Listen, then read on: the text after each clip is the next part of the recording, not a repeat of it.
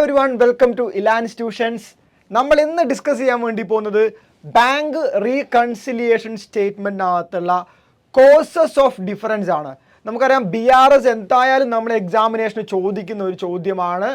അവിടെ നമ്മൾ പഠിച്ചു വെക്കേണ്ട വളരെ വളരെ ഇമ്പോർട്ടൻ്റ് ആയിട്ടുള്ള ഒരു കാര്യമാണെന്ത്, കോസസ് ഓഫ് ഡിഫറൻസ്. അതായത് BRS എന്താണെന്ന് നമുക്കറിയാം. BRS എന്ന് പറഞ്ഞാൽ it is a statement prepared to reconcile the cash book balance with passbook balance അല്ലേ.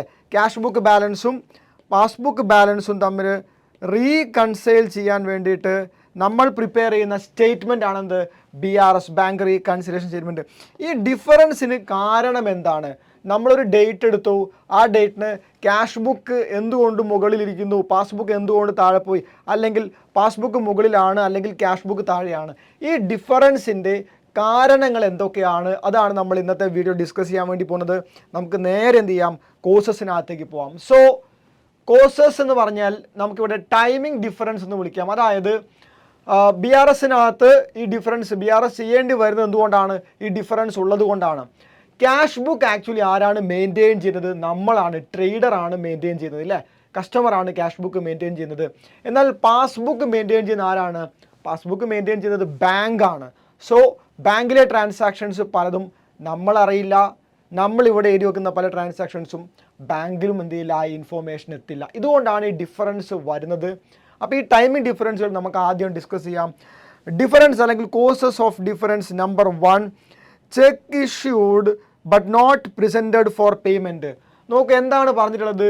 നമ്മളൊരു ചെക്ക് ഇഷ്യൂ ചെയ്യുന്നു, ട്രേഡർ നമ്മൾ എന്ത് ചെയ്യുന്നു, ഒരു ചെക്ക് ഒരു വ്യക്തിക്ക്, മറ്റൊരാൾക്ക് സപ്ലയർ ആവാം, അല്ലെങ്കിൽ മറ്റൊരാൾക്ക് നമ്മളൊരു ചെക്ക് ഇഷ്യൂ ചെയ്യുന്നു. ചെക്ക് ഇഷ്യൂ ചെയ്ത് കഴിഞ്ഞാൽ നമ്മൾ അപ്പം തന്നെ എന്ത് ചെയ്ത് വെക്കും, ക്യാഷ് ബുക്ക് ബാലൻസ്, നമ്മുടെ ക്യാഷ് ബുക്ക് ബാലൻസ് കുറഞ്ഞതായിട്ട് കാണിക്കും, ക്യാഷ് ബുക്ക് ബാലൻസ് താഴേക്ക് വന്നതായിട്ട് കാണിക്കും. ചെക്ക് ഇഷ്യൂ ചെയ്താൽ നമ്മുടെ കയ്യിലെ ബാലൻസ് കുറയുകയാണ് ചെയ്യുക.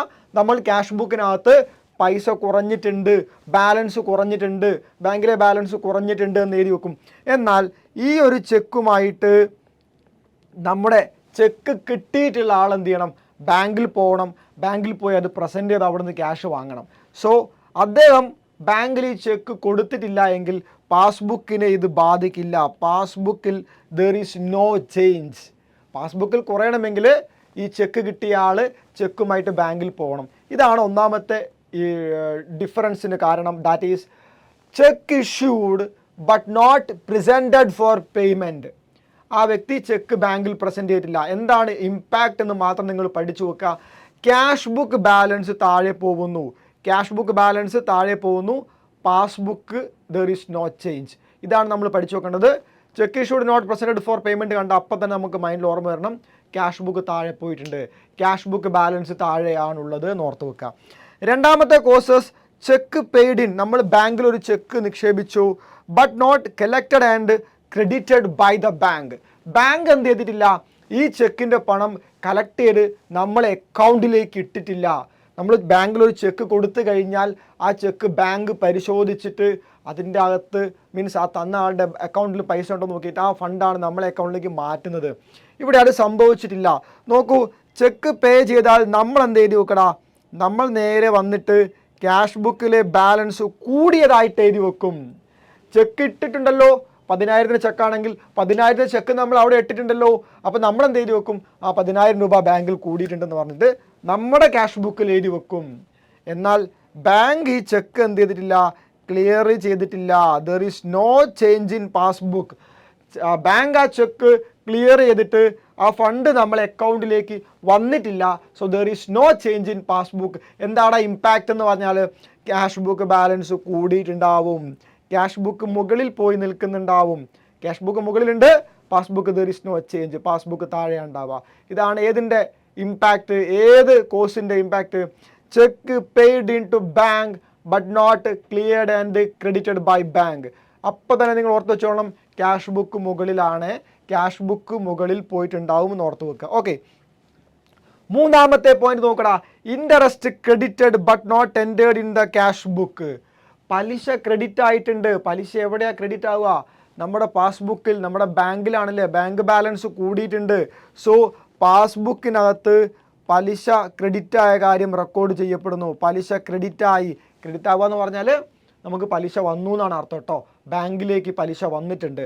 സോ പാസ്ബുക്ക് ബാലൻസ് കൂടിയിട്ടുണ്ടാവും, പാസ്ബുക്ക് ബാലൻസ് മുകളിലേക്ക് പോയിട്ടുണ്ടാവും. നമ്മൾ ഈ കാര്യം അറിയാത്തത് കൊണ്ട് നമ്മൾ ക്യാഷ് ബുക്കിനകത്ത് ഈ കാര്യം എഴുതില്ല. പിന്നീട് നമ്മൾ പാസ്ബുക്ക് ചെക്ക് ചെയ്യുമ്പോഴാണ് നമ്മളിത് അറിയുക. സോ ക്യാഷ് ബുക്കിൽ ദർ ഈസ് നോ ചേഞ്ച്. നോക്കൂ, ക്യാഷ് ബുക്കിൽ മാറ്റമില്ല, ഇൻട്രസ്റ്റ് ക്രെഡിറ്റഡ്, പക്ഷേ പാസ്ബുക്ക് മുകളിൽ പോയിട്ടുണ്ട്. എന്താ impact? Interest credited in the bank passbook മുകളിൽ, ക്യാഷ് ബുക്ക് താഴെ. ക്യാഷ് ബുക്ക് താഴെയാണെന്ന് ഓർത്ത് വെക്കുക. ഇൻട്രസ്റ്റ് ക്രെഡിറ്റഡ് എന്ന് കണ്ടാൽ ഓർത്ത് വെക്കുക, ക്യാഷ് ബുക്ക് താഴെയാണ്, പാസ്ബുക്ക് മുകളിലാണ്. Direct payment in to bank by traders customer. നമ്മുടെ ഒരു കസ്റ്റമർ നേരിട്ട് ബാങ്കിൽ പൈസ അടയ്ക്കുന്നടാ. നേരിട്ട് അദ്ദേഹം നമ്മുടെ ബാങ്ക് അക്കൗണ്ടിലേക്ക് പൈസ ഇടുന്നു. എന്തായിരിക്കും ഇമ്പാക്റ്റ്? നിങ്ങൾക്ക് പറയാൻ പറ്റില്ലേ? നേരിട്ട് പൈസ അടച്ചാൽ പാസ്ബുക്ക് കൂടില്ലേ? പാസ്ബുക്ക് മുകളിലോട്ട് പോയിട്ടുണ്ടാവും, പാസ്ബുക്ക് കൂടിയിട്ടുണ്ട്. പക്ഷേ നമ്മൾ ഈ വിവരം അറിയുന്നില്ലല്ലോ. അയാൾ നേരിട്ട് ബാങ്കിൽ കൊണ്ടുപോയി നിക്ഷേപിച്ചാണല്ലോ.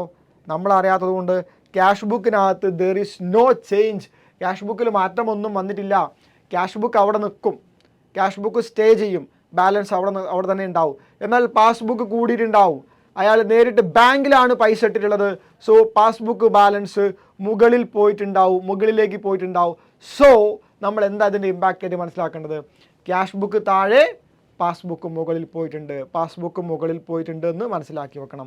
So direct payment made by traders customer in to bank, impact എന്താണ്? ക്യാഷ് ബുക്ക് ബാലൻസ് താഴെയാണ് ഉണ്ടാവുക, പാസ്ബുക്ക് മുകളിലുണ്ടാവും. അഞ്ചാമത്തെ causes payment made by bank on behalf of customer. നമ്മൾ കൊടുക്കേണ്ട ഒരു പേയ്മെൻറ്റ് ബാങ്ക് കൊടുക്കുന്നു. ബാങ്ക് വെറുതെ എടുത്ത് കൊടുക്കുകയല്ല, നമ്മുടെ ബാങ്കിൽ ബാലൻസ് ഉണ്ടാവണം. നമ്മൾ പറഞ്ഞ പ്രകാരമാണ് ബാങ്ക് കൊടുക്കുക. ഓക്കെ, സോ എന്തായിരിക്കടാ ഇതിൻ്റെ ഇമ്പാക്റ്റ്? ക്യാഷ് ബുക്കിൽ യാതൊരു ചേഞ്ചും ഉണ്ടാവില്ല. നമ്മൾ അറിയില്ലല്ലോ, ഡയറക്റ്റ് ബാങ്ക് ബാലൻസ് നിന്നാണ് പൈസ കുറയുന്നത്, നമ്മൾ പിന്നീട് അറിയുള്ളൂ. അപ്പോൾ EMI കട്ടാവുന്ന പോലെ അല്ലേ, ലോണിൻ്റെ പേയ്മെൻറ്റ് പോകാറുണ്ട്. അതേപോലെ ബില്ലുകൾ, ഇലക്ട്രിസിറ്റി ബില്ല്, അങ്ങനത്തെ ബില്ലുകളൊക്കെ നമുക്ക് എന്ത് ചെയ്യാം, അങ്ങനെ സെറ്റ് ചെയ്ത് വെക്കാം. ബാങ്ക് ആ ടൈം ആവുന്ന സമയത്ത് കൊടുത്തോളും. സോ ഇവിടെ പാസ്ബുക്കിനകത്ത് എന്ത് സംഭവിക്കടാ? ബാങ്ക് ബാലൻസ് കുറയില്ലേ? അതായത് പേയ്മെൻറ്റ് മെയ്ഡ് ബൈ ബാങ്ക് ആണ്. ബാങ്ക് പേയ്മെൻറ്റ് നടത്തുന്നു. പേയ്മെൻറ്റ് നടത്തി എന്ന് പറഞ്ഞാൽ നമ്മുടെ ബാലൻസ് കുറഞ്ഞു. സോ പാസ്ബുക്ക് താഴേക്ക് പോയിട്ടുണ്ടാവും. ഈ ക്യാഷ് ബുക്കിൽ യാതൊരു ചേഞ്ചും ഉണ്ടാവില്ല. സോ എന്താ ഇമ്പാക്റ്റ്? ക്യാഷ് ബുക്ക് റിമെയിൻസ് അല്ലേ, അവിടെ തന്നെ നിന്നിട്ടുണ്ടാവും. ക്യാഷ് ബുക്കിനകത്ത് ഒരു മാറ്റവും വന്നിട്ടില്ല. പാസ്ബുക്ക് താഴേക്ക് പോയിട്ടുണ്ടാവും, പാസ്ബുക്ക് താഴെ ഉണ്ടാവും. So payment made by bank on behalf of customer, cash book മുകളിലും പാസ്ബുക്ക് താഴെ ഉണ്ടാവും കേട്ടോ. Okay, then next one direct debit made by bank. അതായത് ബാങ്ക് ചാർജസ് പോലെയുള്ള കാര്യങ്ങൾ, ബാങ്ക് ചാർജസ്, അതേപോലെ ഓവർ ഡ്രാഫ്റ്റിൻ്റെ ഇൻട്രസ്റ്റ്,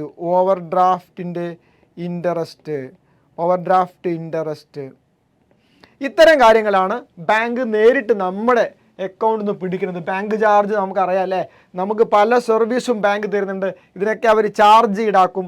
ആ ചാർജ് ഈടാക്കി കഴിഞ്ഞാൽ എന്താണ് അതിൻ്റെ ഇമ്പാക്റ്റ് വരിക? പാസ്ബുക്ക് താഴേക്ക് പോവില്ലേ? പാസ്ബുക്ക് ബാലൻസ് താഴേക്ക് പോവില്ലേ? അതിനകത്ത് ബാങ്ക് ബാലൻസ് കുറയുന്നു. എന്നാൽ ഇവിടെയോ ക്യാഷ് ബുക്കിനകത്ത് there is no change. Cash book remains. Cash book അവിടെ തന്നെ നിൽക്കും. പക്ഷേ നമ്മുടെ പാസ്ബുക്ക് എന്തായിട്ടുണ്ടാവും? അവിടെ താഴേക്ക് പോയിട്ടുണ്ടാവും. That is bank charges debited, അല്ലെങ്കിൽ interest on overdraft debited കണ്ടാൽ നിങ്ങൾ എന്താ മനസ്സിലാക്കേണ്ടത്? പാസ്ബുക്ക് താഴെ പോയിട്ടുണ്ടാവും, ക്യാഷ് ബുക്ക് മുകളിലുണ്ടാവും. ക്യാഷ് ബുക്ക് മുകളിലാണെന്ന് ഓർത്ത് വെക്കുക കേട്ടോ. പാസ്ബുക്ക് താഴേക്ക് പോയിട്ടുണ്ടാവും. ഓക്കെ, ദെൻ ഏഴാമത്തെ കോഴ്സാണ് amount collected by bank on behalf of customer. നമ്മൾ കളക്ട് ചെയ്യേണ്ട എമൗണ്ട്, അത് നമുക്ക് കിട്ടേണ്ട എമൗണ്ട്, ഡിവിഡൻഡ് ആവാം, അല്ലെങ്കിൽ ഇൻട്രസ്റ്റ് ആവാം, പലിശയോ ഡിവിഡൻഡോ ഒക്കെ ബാങ്ക് കളക്ട് ചെയ്യുന്നു. നമ്മളെ അക്കൗണ്ടിലേക്ക് ഇടും അല്ലേ, ഇടുക. സോ എന്താണ് ഇമ്പാക്റ്റ് വരിക? പാസ്ബുക്ക് മുകളിലോട്ട് പോയിട്ടുണ്ടാവും അല്ലേ, പാസ്ബുക്ക് ബാലൻസ് കൂടിയിട്ടുണ്ടാവും അല്ലേ. ബാങ്ക് ബാലൻസ് കൂടിയിട്ടുണ്ട്, പാസ്ബുക്കിൽ എമൗണ്ട് കൂടിയതായിട്ട് വന്നിട്ടുണ്ടാവും. പാസ്ബുക്ക് ബാലൻസ് കൂടിയിട്ടുണ്ട്. എന്നാൽ നമ്മൾ ഈ കാര്യം അറിയില്ല. ബാങ്ക് നേരിട്ട് കളക്ട് ചെയ്യുന്നതാണ്, എന്ന് പറഞ്ഞാൽ ബാങ്കിലേക്ക് നേരിട്ട് എമൗണ്ട് വരുന്നതാണ്, ഡിവിഡൻഡ് ആയിക്കോട്ടെ ഇൻട്രസ്റ്റ് ആയിക്കോട്ടെ. സോ നമ്മൾ അറിയാത്തത് കൊണ്ട് ക്യാഷ് ബുക്കിൽ നോ ചേഞ്ച്, ക്യാഷ് ബുക്ക് ഇങ്ങനെ നിൽക്കും. എന്നാൽ പാസ്ബുക്ക് എന്തായിട്ടുണ്ടാവും, പാസ്ബുക്ക് കൂടിയിട്ടുണ്ടാവും. സോ പാസ്ബുക്ക് ബാലൻസ് മുകളിലും ക്യാഷ് ബുക്ക് ബാലൻസ് താഴെയായിരിക്കും. ഏതാണ് causes? Amount collected by bank on behalf of customer. Okay, then next one, cheque deposited and bill discounted dishonoured. ചെക്കോ bill of എക്സ്ചേഞ്ചോ നമ്മൾ ഡിസ്കൗണ്ട് ചെയ്യുന്നു, നമ്മൾ ബാങ്കിൽ കൊടുക്കുന്നു, അതിന് പൈസ വാങ്ങുന്നു മുൻകൂട്ടി താൽക്കാലികമായിട്ട്.